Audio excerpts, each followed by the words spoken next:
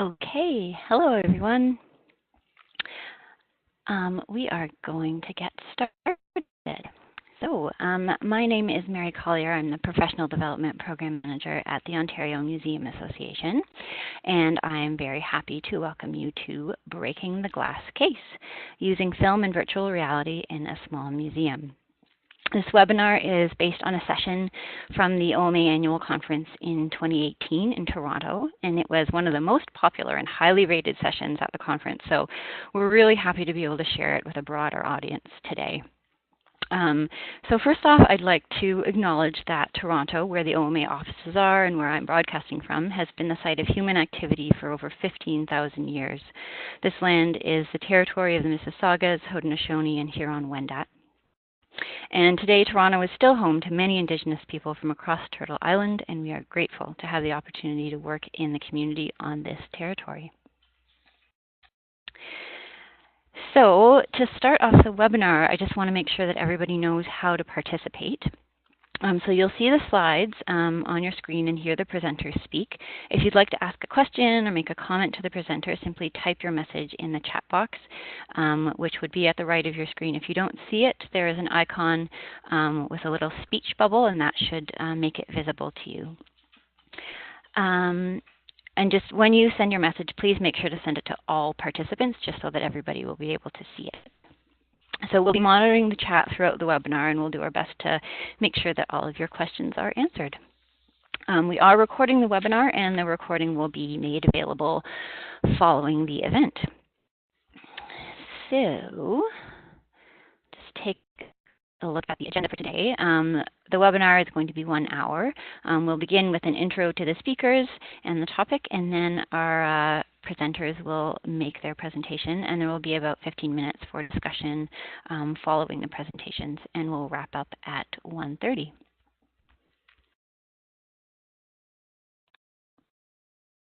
So we have two speakers today, Andrea Wilson and Tom Strnad. Andrea is the curator at Craigleith Heritage Depot. When she's not producing films, Andrea is inspired by collections, colleagues, and communities. Success for her is when loud exclamations of amazement erupt in Craigleith's Time Gallery. Andrea revels in shining light on the heritage of Nottawasaga Bay and the Niagara Escarpment. Her formal museum training, her experience in museums of all sizes, and her work with diverse collections continue to feed her curiosity and growth as a museum professional. Tom Strnad is a producer at Mountain Goat Film Company. Tom is a Blue Mountains-based filmmaker and post-production specialist with over 15 years of experience. His films have aired on every major Canadian network and are distributed by Entertainment One, Multiple Media Entertainment, and Fremantle Corporation. Tom is also a hardcore mountain biker and snowboarder. So I am now going to pass things over to Andrea to get us started. So Andrea, if you want to go ahead and unmute yourself, we can get going. Thank you, Mary. I appreciate that. So we presented this at the OMA conference, and we were really pleased to do it. We had an amazing audience, and I think we have a great group here today. So I'm really glad you're able to join us because we are a very tiny little place. The museum is on beautiful Nottawasaga Bay, and we are located in a historic railway station. And our museum is about 1,200 square feet, so it's really small. And of that 1,200 square feet, that includes our offices, our washrooms, our hallways. So really our gallery space is very, very tiny. And the other picture here is not of our museum, but it was a great visual to, get you thinking about what would you do if you didn't have any glass cases. What are the ways that you might want to engage with your collection? I wouldn't recommend breaking these cases, but it was a very interesting image to start. So our organization is actually, the museum 3 years ago at this time of the year was closed. And it turned out that the local Blue Mountains Public Library wanted to have a branch in this area. So they put forward a proposal to manage the museum and also include a library inside. So our gallery space is very, very tiny. And this project that we did was really to make some giant leaps in communicating with our community on our heritage.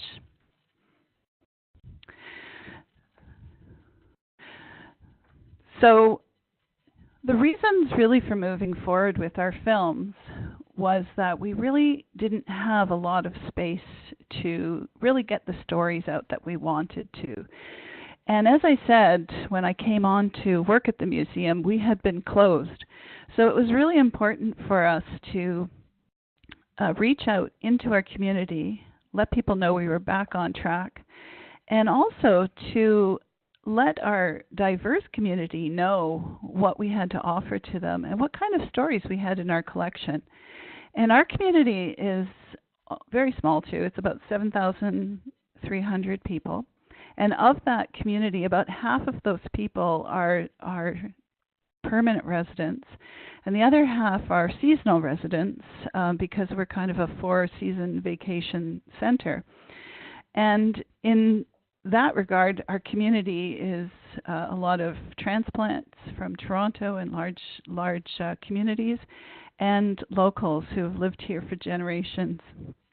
So we really wanted to move forward with film to reach these diverse audiences and give them an introduction as to, where they are living. So Tom's going to describe a little bit of why this project was, and film is great, was a project for Mountain Goat Films. Thanks, Andrea. So yeah, I think what was really important to seeing an RFP looking to do a film for the museum to do a film and being local residents, and it was something really exciting for us. And we love to share these stories and to be able to share and to produce a local history story films. That really appealed to us, and that was of great importance for us as filmmakers.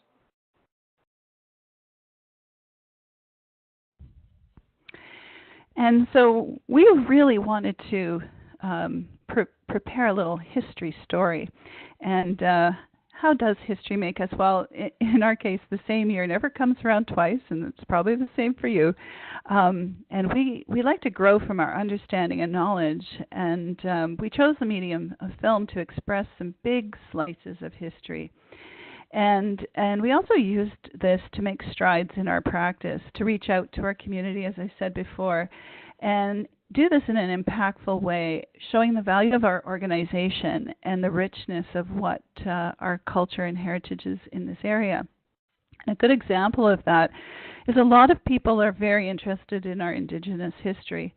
And we had a wonderful avocational archaeologist who spent a lot of time making sure the community knew about only one Indigenous group that lived here.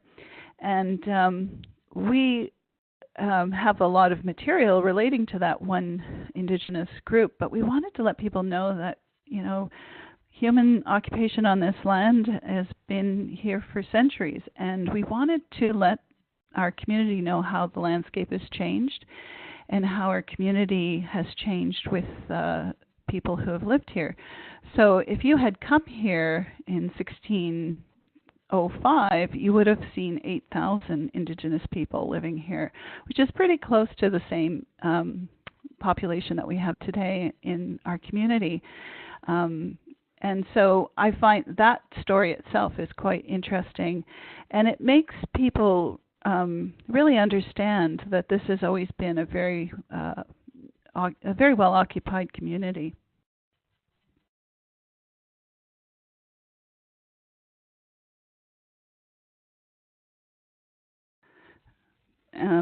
So Tom's going to give you a little intro into his part of the story. Thanks, Andrew. Yeah, definitely. I think the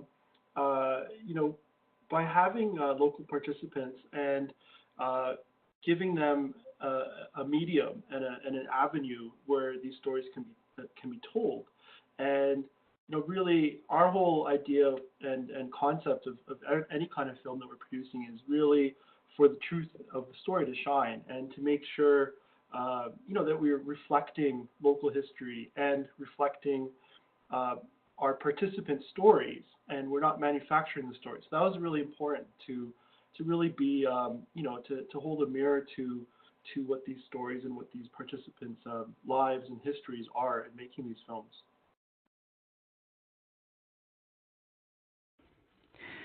So other reasons for making these films is we had a wonderful group on our Museum Advisory Committee, which is now our Museum Advisory Council, and they wanted to use it for educational programs for the schools. And they had developed education kits as well, but these had not really been taken up by the schools. So one of the thoughts was to reach them through film. A bigger portion of our community, though, are retirees and seniors, and film is a really easy access point for them. And it's easier to share and travel within our community. And what we found with the schools is they were schools that were drawing children from a wide range of across our region, and so there wasn't a local school in our backyard, and a lot of those children would be traveling from quite afar. So there were issues of access, whereas the films themselves could really transcend that.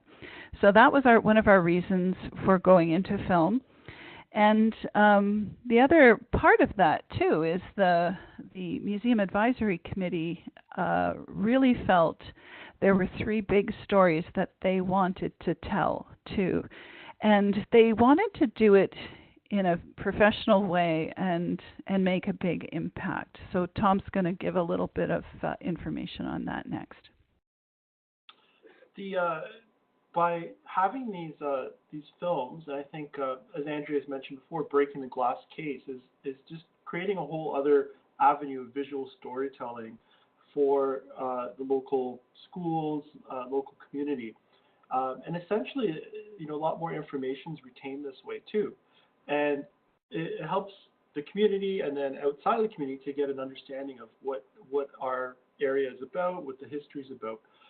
But really having, end up having an access point through these films that can be shared as, simply sending a link to a school where they can access it, and having the visual and audio components to retain information. So rather than having a static display, all of a sudden we have this combination of the visuals, the interviews, and the audio, and there's a lot more retention of that information for the attendees or for the participants.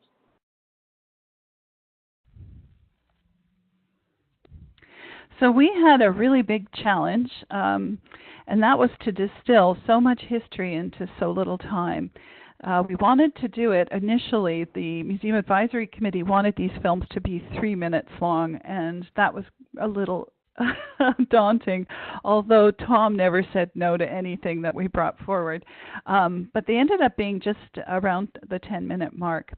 And we wanted to hit on things that were significant, that could connect us locally and visitors from afar, where the visual was really strong.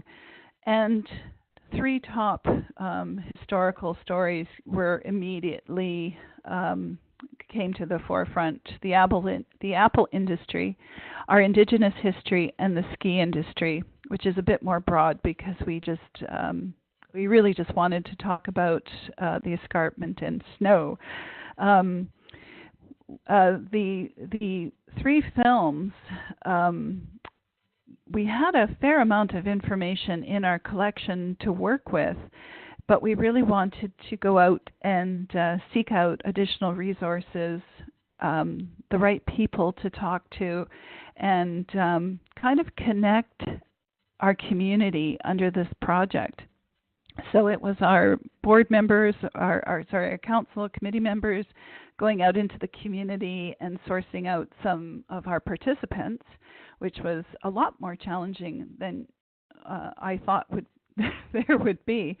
And we also knew that this is what we wanted to do, but we had to find the right team to bring this forward. And we had to have a team that we trusted with these stories as well. A team that we trusted to produce something of high quality and were willing to work side by side with us along the way. As I mentioned, we had just reopened after a closure, so there were a lot of stresses on us at this point in time. But we really saw this project as bringing everyone back together, and it certainly did that. But our biggest challenge was doing it in such a short period of time, which Tom's going to outline that as well. Yeah, so essentially with having to look at producing films that are just 10 minutes or less of stories that could ultimately be thousands of minutes in length. That's one of the biggest challenges is how can we just have this initial taste of this story to present to the public, and creating these short films that deal with potentially thousands of years of history or hundreds of years of history, and making sure that we can touch upon all the key elements to give that overview of each historical aspect, from the apple industry to the indigenous history film to the ski industry. And what was important too is also having, we already had, Tracy and I had a personal knowledge base already in some of these areas, myself in the ski industry, and Tracy had already worked previously with the museum prior to its closure, and understanding the archival collection, what's there, and being entrusted, as Andrea said, to take those archives, those elements, and include them in the film as well. And then also we just finished, Tracy and I just finished a film called Snow People, and it was celebrating 75 years of the snow sports industry in the Blue Mountains area.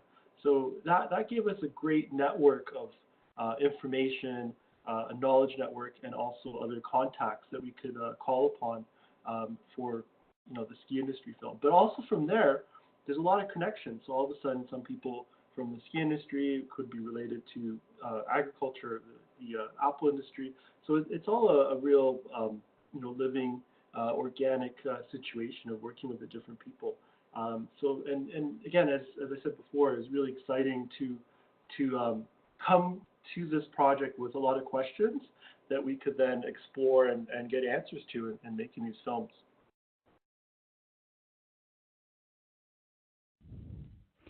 So we really had a wonderful team to get us started. As I mentioned, we had the Museum Advisory Committee, and they were the people behind the fundraising for this. They had already raised a substantial amount of money, about $23,000 for this project and others.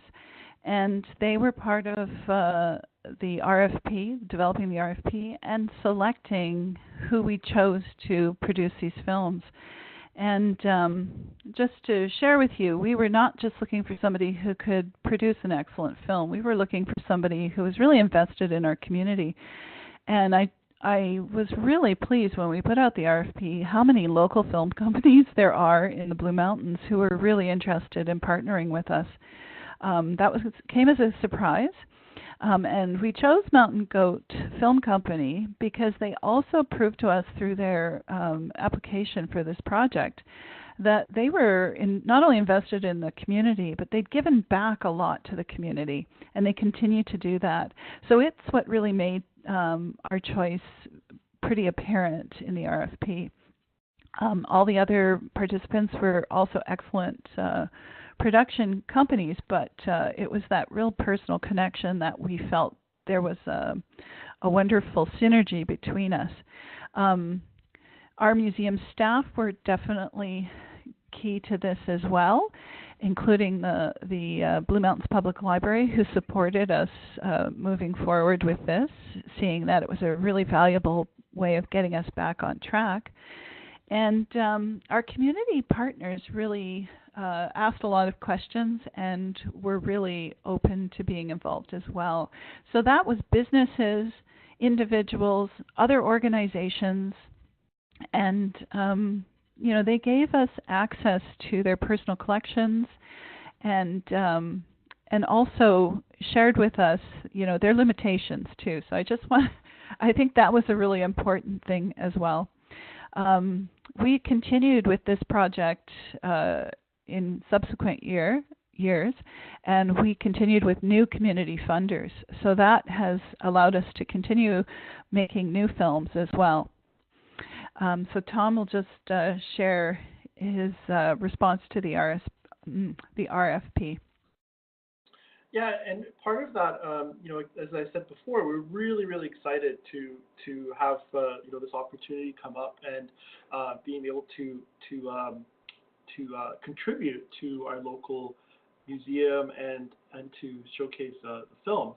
And part of it too is we're quite flexible and scalable in our business as well, and as filmmakers. So oftentimes it will just be myself, or it might be Tracy and I, or a few other crew members. Just depending on what's required, we can scale as necessary. Whereas other companies might only have one standard solution. We really work with what's needed, and also what's really important for documentaries is to make people comfortable. So to not have a large, a massive setup, a large crew necessarily for people who have never been in front of a camera before. So making people feel comfortable and having that history of producing dozens of other documentaries as well.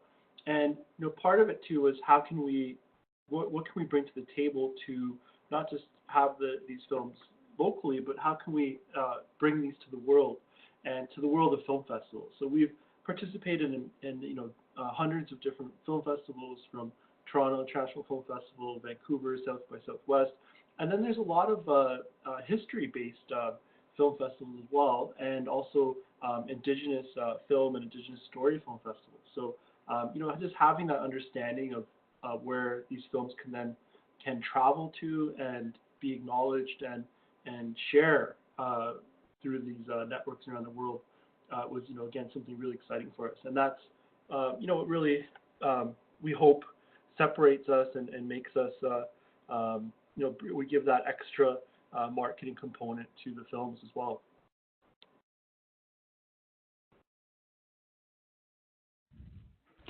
So we can't show the entire films here, but Tom actually then built a small trailer and distilled those 30 minutes down to one. So this is an introduction for you.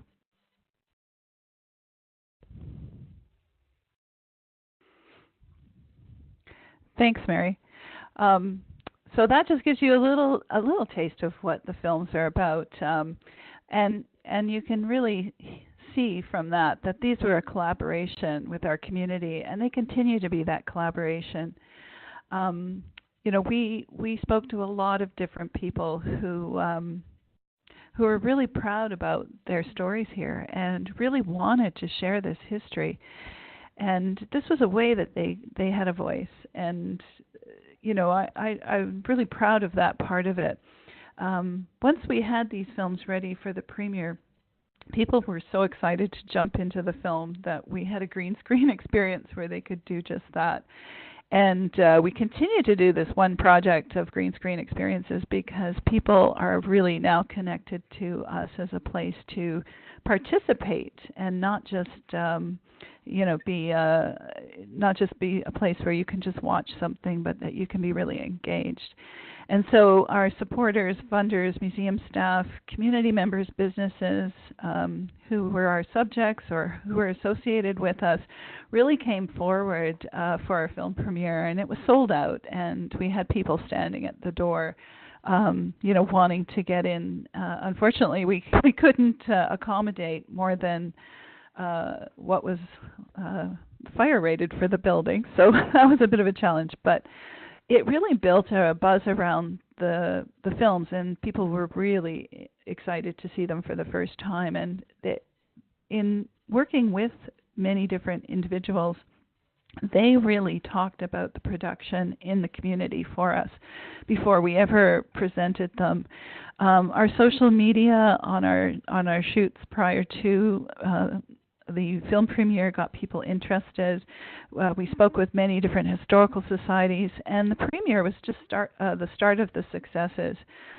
These films, as Thomas said, have been shown around the world, and doing that really made our community sit up and and take a really strong look at them again, because they understood the value to them at home, and we're really pleased to hear that even people from away have a connection to these stories. So that was really key as well, and Tom will continue that conversation as well. Yeah, just as Andrea mentioned, the starting these conversations were an important aspect of once the films premiere, and then all of a sudden we'd have people, and I'm sure the museum had people that would be saying, hey, I know this person or that person, or you need to interview this person. So all of a sudden it really brings a community together, and whether it's just individuals, people from different businesses, since some of these profiles were dealing with the Apple industry, ski industry. So, we have that real blend of just people, families talking about their family history, and then the business leaders as well, looking to be part of that too. So really awakens a community and makes them proud of this history. And also what we found too is that really in this collaboration that it creates this openness, and that through interviews and just letting people tell their stories and capturing that on film, it goes beyond just what's in history books and the research that's there, but also it gives a whole different perspective. It gives people's memory stories and experiences and individual perspectives of these topics as well. So it really goes beyond the written words and just captures people, the truth of what people's experiences and stories are. So these films really built bridges for us.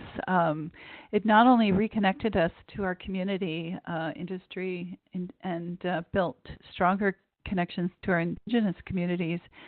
As I said at the very beginning, we had closed down, and our reopening was a really difficult time for our community, and sparked huge challenges with people actually against the museum opening, which sounds a little crazy, but it was a chance for the community to really voice their opinion as to what they wanted in their community. And so this was important to us to have that conversation. And in doing these films, it really opened that conversation up even deeper.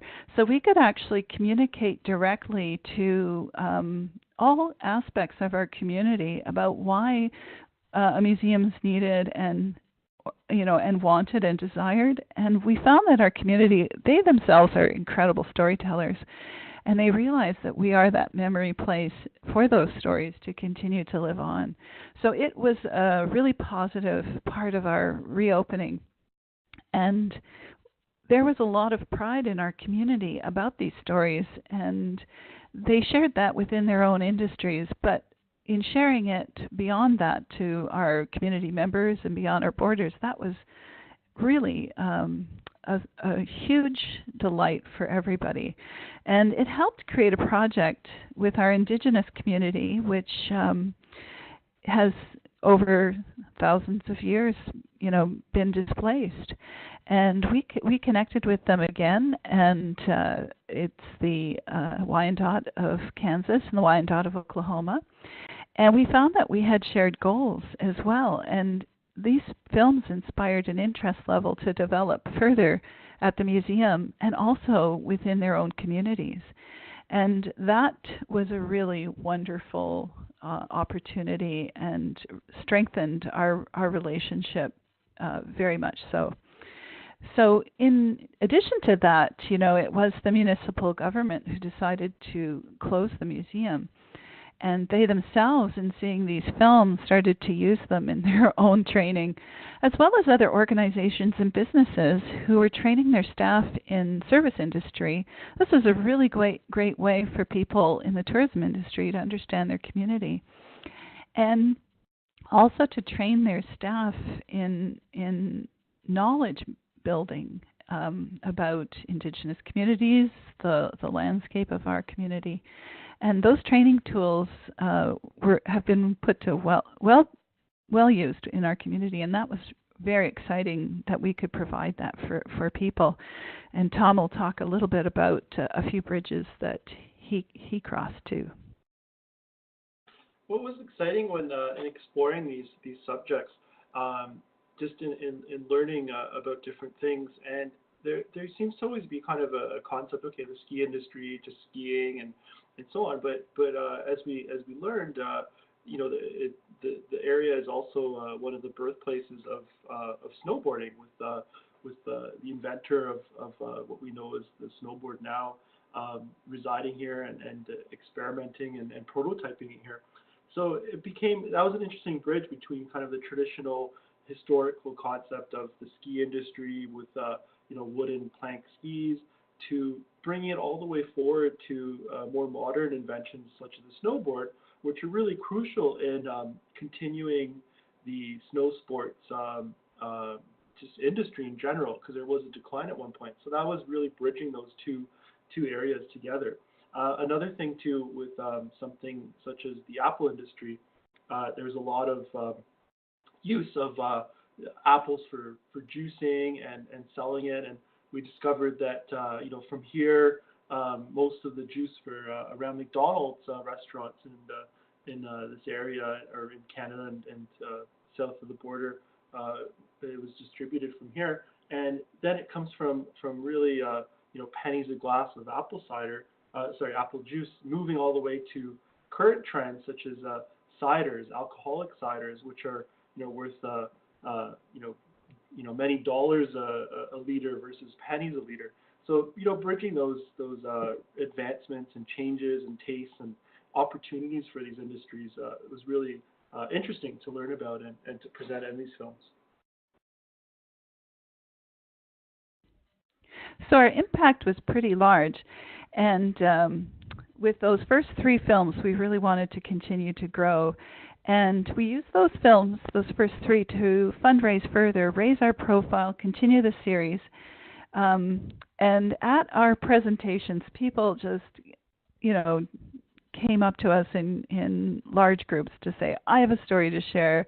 You know, you didn't capture this in your story. And really what we wanted to do with our films is to have an introduction to these subjects and use them to develop our collections further, develop our storytelling even more. And that really has happened, and people are continuing to utilize us more and more. Our engagement is massive every year. We just keep growing. So, you know, that has been incredibly valuable to us. It's brought us to the attention, of course, of the OMA, the Ontario Library Association, a lot of organizations, government agencies, businesses. And ultimately, we're using it in our gallery space, which is so tiny. And it's a way that, you know, we have the artifacts on display that you can actually see in the films, but it puts them into context in a way that people can appreciate in a visual way. And Tom's going to talk a little bit about going out beyond the community too. One thing we knew for sure is that you know, the films would, as Andrea mentioned, would definitely have the community impact and can be screened in our area locally. But then the you know, what's always fascinating is how what is a local history film all of a sudden can be shown around the world. So we saw festivals in Portugal, Cyprus, Italy, Croatia, Los Angeles, Georgia, in the States, in Toronto, obviously here in our region of Blue Mountains, and also in festivals within Canada, so Windsor, Ottawa, and Edmonton. So, you know, getting that from local to regional to national to international, and all of a sudden seeing that these stories you know, can have an impact, and being able to share these stories around the world is very exciting as filmmakers to see that happen. So we wanted to move on with this, and one of the things Tom brought to our attention was, especially in relation to the small gallery space we have, well, why don't we really break out of the glass case and go into virtual reality films? And we have, again, some incredible stories to tell in that regard. One is the right off the the museum's located right on the bay. We have this incredible view every day. We're so lucky. But right off of the bay is a shipwreck called the Mary Ward, which sank in 1872, and it's a very well enjoyed shipwreck for divers, but not everyone can make it there. We have a small single case gallery where we describe what happened on that fateful night. But with the inclusion of a virtual reality dive to the Mary Ward, you can actually come to the museum, dive to the Mary Ward without getting your feet wet. And that was really fantastic for us to envision, and that we could create a model so that you could envision, you could see what it was like before you virtually dove, and when you went down there, this model could be imprinted to what you're seeing when you go down. And so for those people who are a little afraid of perhaps diving for the first time, this is a way they could have that experience. But also it was going to increase an engagement with our artifacts, because once you've had that dive, you can actually come back out of it and understand what we have in our collection. The other film we wanted to do, again, was in a spot in our community that's difficult to access, and that was the walk to the path to the Village of the Souls, which is an area where our Indigenous community really had a strong connection. It's a very spiritual place. And so we worked with an elder, Shirley John, who did our walk with us. And again, it was an opportunity to work with a local business, Scenic Caves, and to bring that story to people who wouldn't be able to go because of restrictions in its location on the escarpment. So Tom's going to just really quickly tell you a bit more about VR films. And yeah, virtual reality films, in this case, 360 videos and VR films, allow people to, watch, whether it's in a goggle set or just off an iPad, and you can basically turn anywhere 360 degrees, up, down, left, right, as if you're there.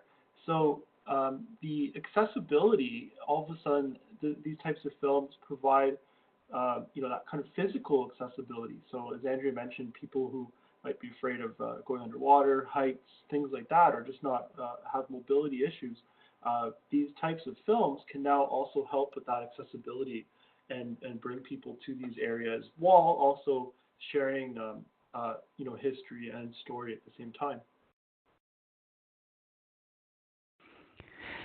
So there are a lot of museums, especially in England, who are doing VR in many ways, and it really is providing an experiential connection between your collection and your exhibit storyline, and it's really flexible. So we can work with Google VR. We can have those VR experiences streamed right into a school setting if that is what a teacher wishes to do.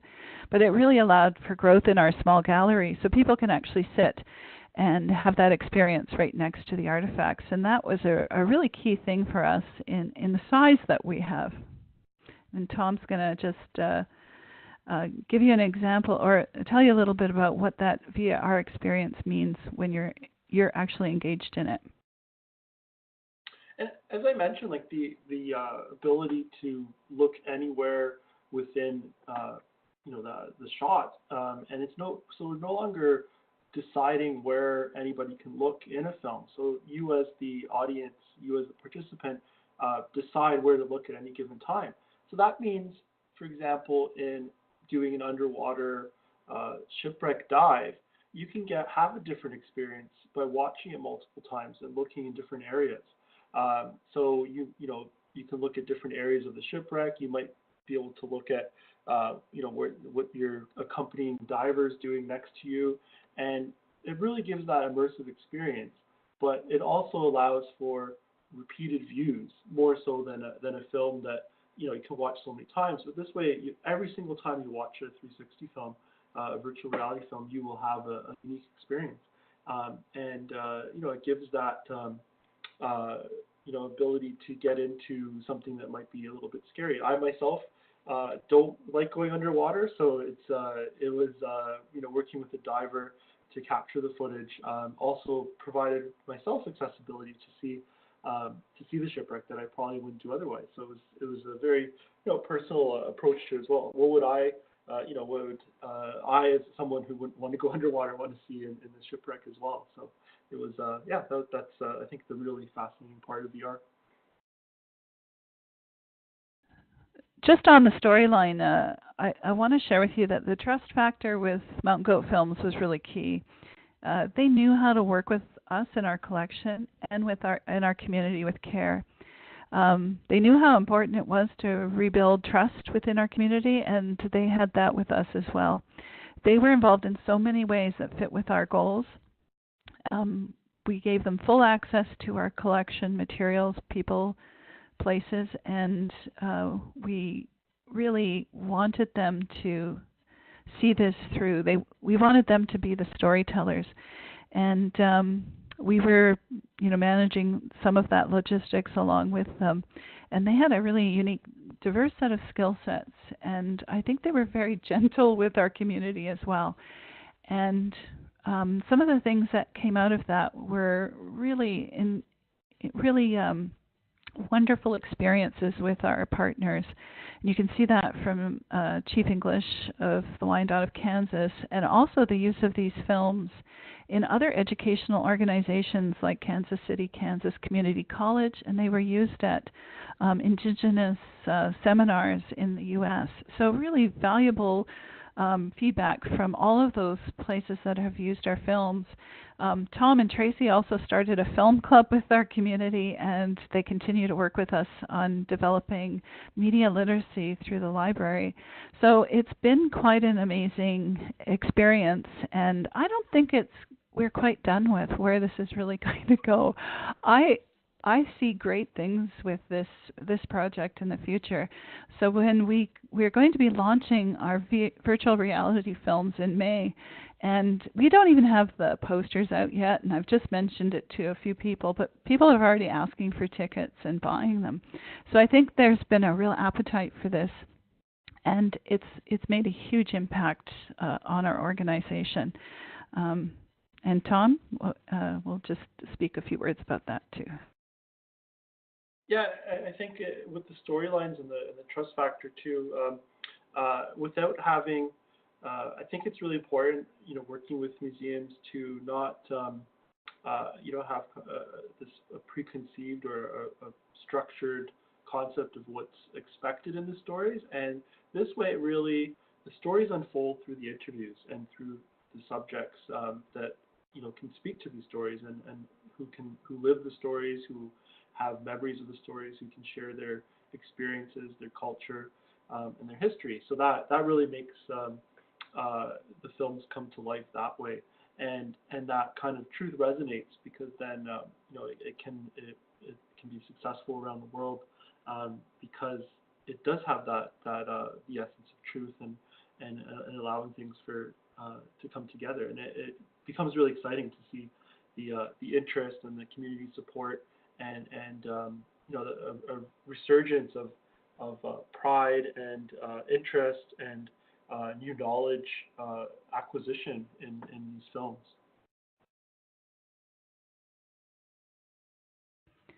And just one additional note, our collection has really grown since these films have been launched in our community. And it's people who've come to us and said, oh, you missed this part of the story. And we had to say, well, we didn't have documentation of that part of the story. So that's been coming to us, and it's been a hugely valuable part of the project. So we're done. It seems like this went really fast, but are there any questions?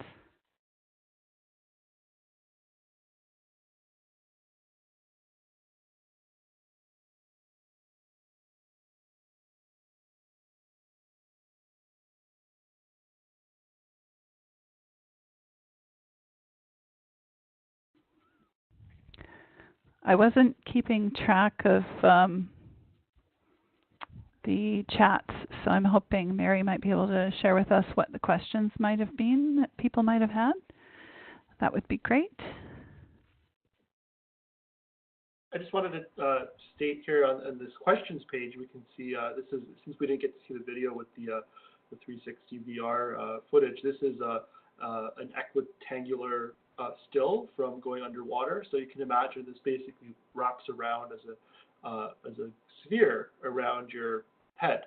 And so you can see the Mary Ward shipwreck here with the diver guiding the camera. So that just gives a good example of what it looks like and what the process is of getting underwater. In regards to VR, I just saw one little question pop up, so I'll respond to that. We brought a sample of the actual VR film to the OMA OMA presentation in October, and it was really exciting to see. So we have those ready to go, but we're not going to launch them until May 4th. And one of the reasons for that is we had a potential, and it's still a potential, to work with James Carpenter, who is an elder in the Chippewa of the Thames, to work with us on another creation story for the Walk to the Path of the Village of the Souls, which we didn't know about. So we were hoping to capture that story. And it's just taken a little longer to connect. He's really busy, so it may or may not happen. But we also have a pretty wintry place up here. And although we did our film premiere last year in January, our Museum Advisory Council really wanted us to do it in the spring. And we've tripled the audience space. And so for those reasons, we have are going to launch it all in May. Although we have kind of given people teasers, which is hard because then they really want to see them.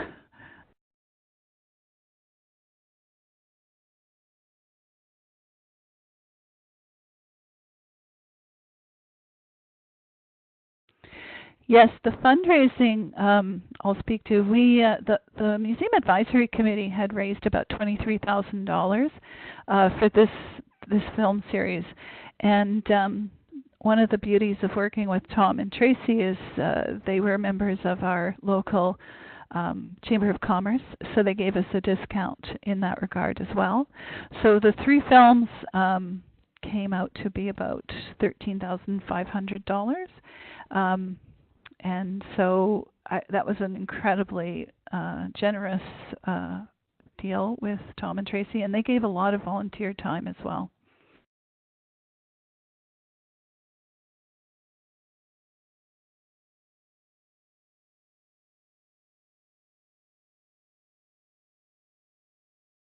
I saw a few questions about VR, and I guess where the films are too. I was just looking at some of the questions. Yes, so we're still just in post-production, just finishing them up. We have cuts are ready right now, but we're just working on some of the sound and things like that. But it will be, as Andrea mentioned, for May 4th, the screening.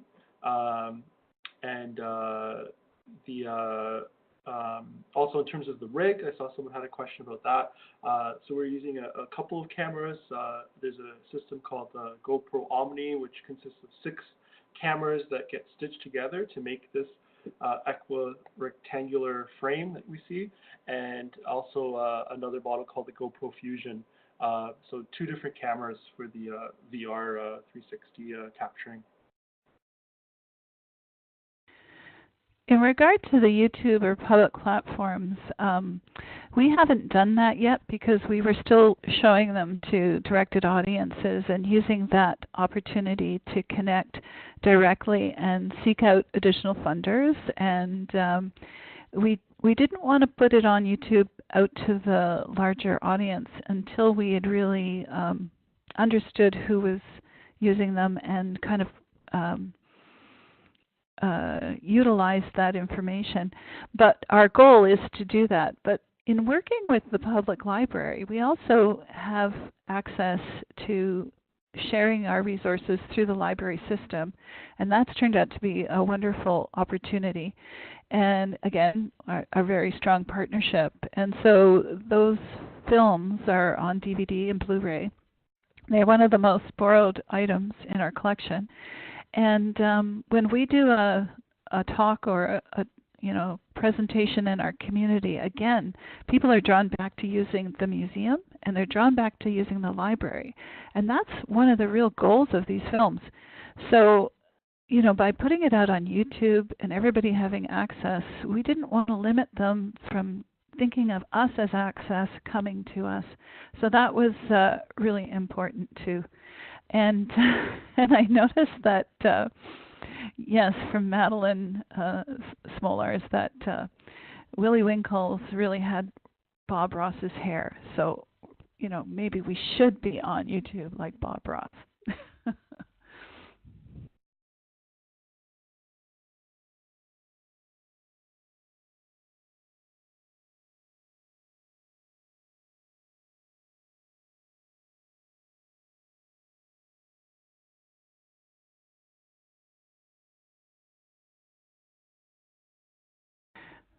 I don't see that there are any other questions. I think Tom's answered the question about 3D 180 VR, and I'm sorry that Mary's mic isn't working, which was the problem I had when I first started. So that's unfortunate. I'm just going through. I can speak a bit just to the 3D 360. So this is just a two-dimensional, and this wasn't shot in a 3D style, but it's definitely something that could be approached in the future. But I think just what people expect and what just to climatize people too, because it is a whole different realm, and the experience is quite surreal when you put goggles on and you can spin around anywhere and see anything at any given time. It really gives already a 3D concept. So personally, I think for a historical film that we're still doing with the museum, and having those experiences works really well in a two-dimensional 360 film in terms of the technique of shooting it. In regard to the virtual reality in the gallery and for our film premiere, we've actually used we've used the information from other museums who have kind of spearheaded the health and safety issues of dizziness and that kind of thing. So our gallery space is very small. We have a seat set up where you will sit down and put the headset on and have that experience right next to the artifacts. But some people won't be able to do that either. They may have visual concerns or vertigo. So we also have tablets that you can also see these films, and you can move the tablet, you can move yourselves with the tablet and still have that experience instead of being immersive with a goggle set covering all of your eyes. And that's really important for people who have issues of, they're in a gallery space, it's not their home, and they may not want to be completely immersed in that regard. So for the film premiere, that's the same issue. We'll have 300 people at the film premiere, and it's virtual reality. So we are going to be setting up stations within a separate space for people to have the green screen experience, to meet all of our partners, talk to all the historical societies, and then have their own VR experience. But during the presentation to the entire audience, we can stream the VR experience to everybody's smartphones, so they can have that opportunity during the film presentation as well. So we're kind of excited about that. We're actually going to film that process to see how the audience reaction is. They'll all be pulling out their smartphones, which is something you don't normally want to have happen when you're doing a presentation, or you ask everyone to put your smartphone away and turn it off, and we're going to ask everyone to turn their smartphones on and participate with us in an immediate time. So that's kind of exciting, and there's still some logistics about it that Tom and I have been talking about, and Tom might be able to chat a little bit more about that. For sure. The other thing too with the 360 video capturing is that you can actually pull a regular HD frame from that. So I can choose, like in this frame that we see in the questions page, I can just look, straight ahead and just cut out around the shipwreck and make that what everybody sees, and that would be the image. And so that way, a 360 video VR film can be shown as a regular HD film as well. So we will be creating a version with some, we did some interviews and some behind the scenes footage too. So we'll have like a complimentary film as well that can, people can see the process a bit and be able to watch it in a regular format. So it does offer both. So you're not just constrained to 360, although that experience is, quite, is way more awesome than just having a regular HD version of it.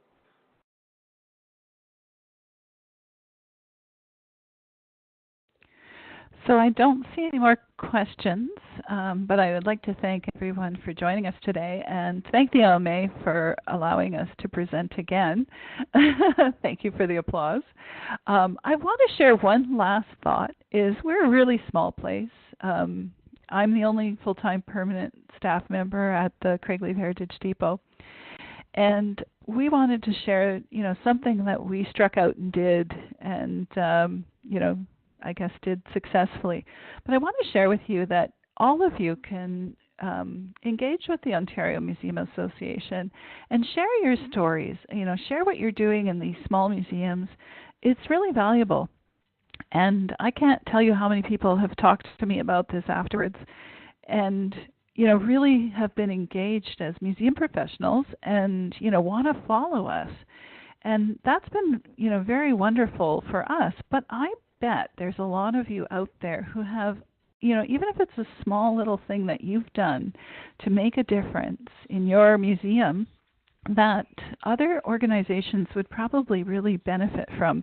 So I know the OMA has put out a call for the next conference, and I think it'd be worthwhile for you to seriously think, what can you give back to your community as well, because it's really benefited us here to connect with the museum profession through the OMA and have that feedback, because sometimes we work, very much individually, and this was really nice to have that reminder that what we did was not only valuable for our community here at the Blue Mountains, but also for the Ontario museum community, and I appreciate that, and thank you to the OMA.